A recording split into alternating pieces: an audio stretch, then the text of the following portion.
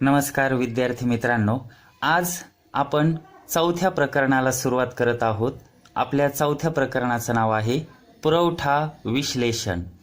तर विद्यार्थ्यांनो, पुरवठ्याला इंग्रजीमध्ये शब्द आहे सप्लाय आणि विश्लेषणाला इंग्रजीमध्ये शब्द आहे ॲनालिसिस। म्हणजे पुरवठा विश्लेषण याला इंग्रजीत शब्द आहे सप्लाय ॲनालिसिस। आता विद्यार्थ्यांनो, आपण यामध्ये सर्वात पहिली संकल्पना पाहू। एकूण उत्पादन, साठा व पुरवठा या संकल्पना आपण पाहणार आहोत। म्हणजे विद्यार्थ्यांनो, एकूण उत्पादन म्हणजे काय, साठा म्हणजे काय, तसेच पुरवठा म्हणजे काय याची आपण व्याख्या किंवा संकल्पना पाहणार आहोत। आता सर्वात पहिली आपण पाहतो विद्यार्थ्यांनो, एकूण उत्पादन। एकूण उत्पादनाला इंग्रजीत शब्द आहे टोटल आउटपुट। एकूण म्हणजे टोटल, उत्पादनाला म्हणतात आउटपुट। प्रोडक्शन हाही शब्द आहे, पण इथे आउटपुट शब्द वापरायचा आहे। एकूण उत्पादन, टोटल आउटपुट। आता विद्यार्थ्यांनो, एकूण उत्पादनाची व्याख्या पहा। विशिष्ट कालावधीत अर्थव्यवस्थेत उत्पादित झालेल्या वस्तूच्या नगसंख्येची एकूण बेरीज म्हणजेच एकूण उत्पादन होय। आता विद्यार्थ्यांनो, विशिष्ट कालावधीत याचा अर्थ एका आर्थिक वर्षाच्या काळात। विशिष्ट कालावधीत म्हणजे काय, एका आर्थिक वर्षाच्या कालावधीत। आर्थिक वर्ष कोणतं असतं, 1 एप्रिल ते 31 मार्च या कालावधीत अर्थव्यवस्थेत म्हणजे देशात उत्पादित झालेल्या वस्तूच्या नगसंख्येची एकूण बेरीज म्हणजेच एकूण उत्पादन होय। आता विद्यार्थ्यांनो, उत्पादन हे नेहमी कशाद्वारे केले जाते, उत्पादन प्रक्रियेद्वारे केले जाते। हे तुम्हाला माहीतच असेल। उत्पादन कसं केलं जातं, वेगवेगळ्या उत्पादन पद्धतीद्वारे किंवा वेगवेगळ्या उत्पादनाच्या प्रक्रियेद्वारे केले जाते। आता विद्यार्थ्यांनो पहा, आदानांचे रूपांतर प्रदानांमध्ये होणे। आदानांचे रूपांतर प्रदानांमध्ये किंवा वस्तूच्या उत्पादनामध्ये होते, यालाच एकूण उत्पादन असेही म्हणतात।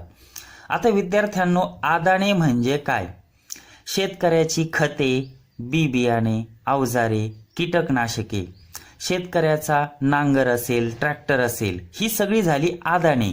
आणि या आदानांच्या साह्याने जे आपण प्रदान मिळवितो म्हणजे जे उत्पादन घेतो ना, त्याला म्हणतात एकूण उत्पादन।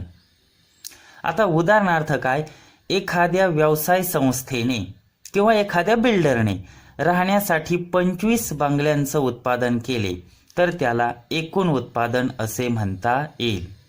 काय सांगितलं, एखादी व्यवसाय संस्था असेल किंवा एखादा बिल्डर असेल, आपण बिल्डर म्हणतो ना, तर त्याने 25 बंगले बांधले, 25 बंगले तयार केले किंवा 25 अपार्टमेंट तयार केल्या, तर याला आपण एकूण उत्पादन असे म्हणतो। किंवा विद्यार्थ्यांनो, आपण जर दुसरं उदाहरण घेतलं, एखाद्या शेतकऱ्याने समजा 10 पोते गव्हाचं उत्पादन केलं तर त्याला एकूण उत्पादन असे म्हणता येईल।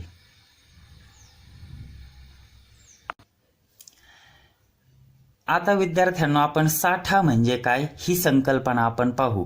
साठा याला इंग्रजीत स्टॉक असा शब्द वापरला जातो। काय म्हणतात साठ्याला इंग्रजीत, स्टॉक। अर्थशास्त्रात साठा व पुरवठा या दोन्ही संकल्पनांमध्ये फरक केला जातो। अर्थशास्त्रात काय, साठा व पुरवठा या दोन्ही संकल्पना वेगवेगळ्या आहेत। आता साठा म्हणजे काय, साठ्याची व्याख्या पहा। साठा म्हणजे विक्रीसाठी साठविलेले एकूण नग होय।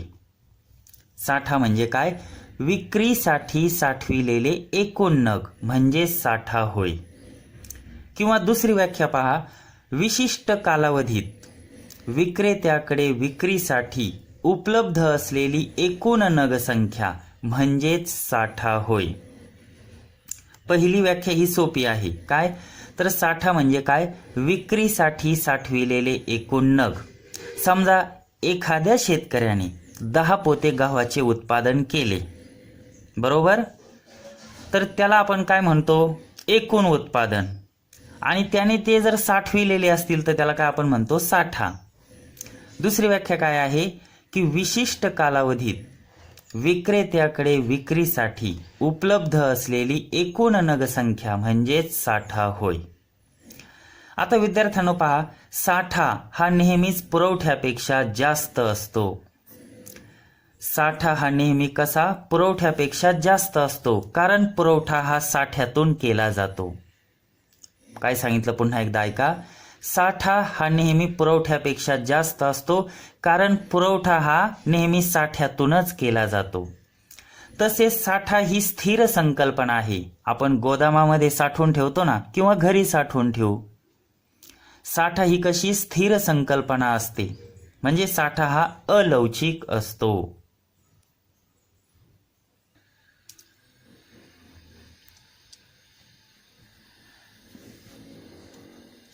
तसेच विद्यार्थ्यांनो, नाशवंत वस्तूंच्या बाबतीत साठा व पुरवठा हे दोन्ही समान असतात. नाशवंत वस्तूंच्या बाबतीत साठा व पुरवठा हे दोन्ही कसे असतात? समान असतात. उदाहरणार्थ म्हणजे काय?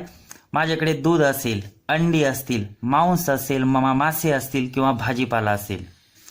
दूध, अंडी, मांस, मासे, भाजीपाला याला आपण काय म्हणतो? नाशवंत वस्तू. तर हे आपण दीर्घकाळ साठवू शकत नाहीत.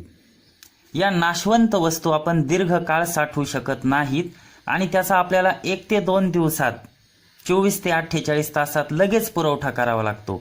म्हणून नाशवंत वस्तूंच्या बाबतीत साठा व पुरवठा समान असतात.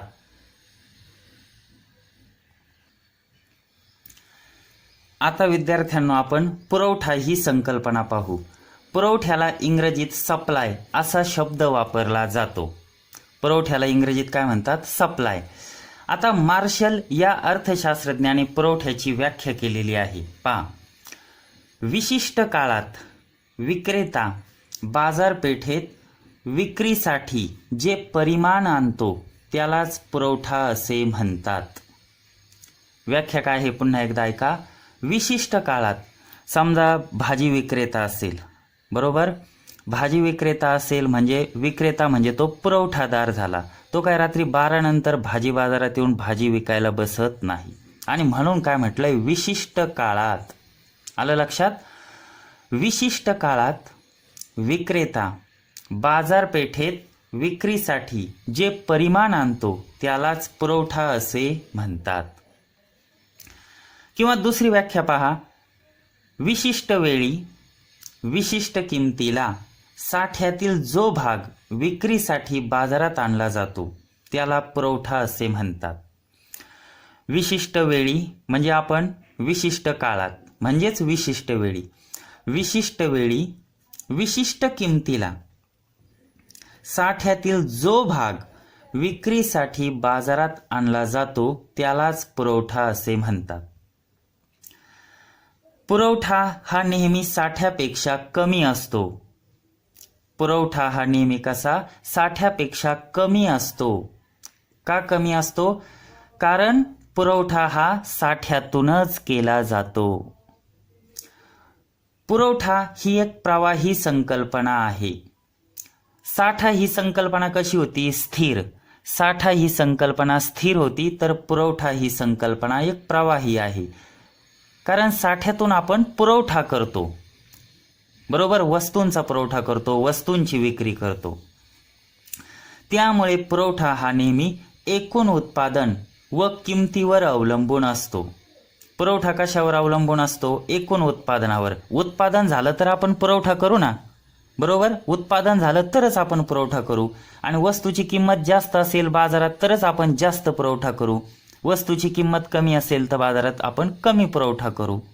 म्हणजे काय? पुरवठा हा एकूण उत्पादन व किमतीवर अवलंबून असतो. आता पहा, समजा एखाद्या शेतकऱ्याने 4000 किलोग्रॅम तांदळाचे एकूण उत्पादन केले तर तो साठा होय. समजा एखादा राम हा शेतकरी आहे, तर राम या शेतकऱ्याने 4000 किलो तांदळाचं एकूण उत्पादन केलं तर त्याला आपण काय म्हणणार? साठा. व या साठ्यातील त्याने 40 रुपये किलो दराने 1000 किलोग्रॅम तांदूळ विक्रीसाठी बाजारात आणला तर तो काय झाला? पुरवठा. लक्षात आलं विद्यार्थ्यांनो?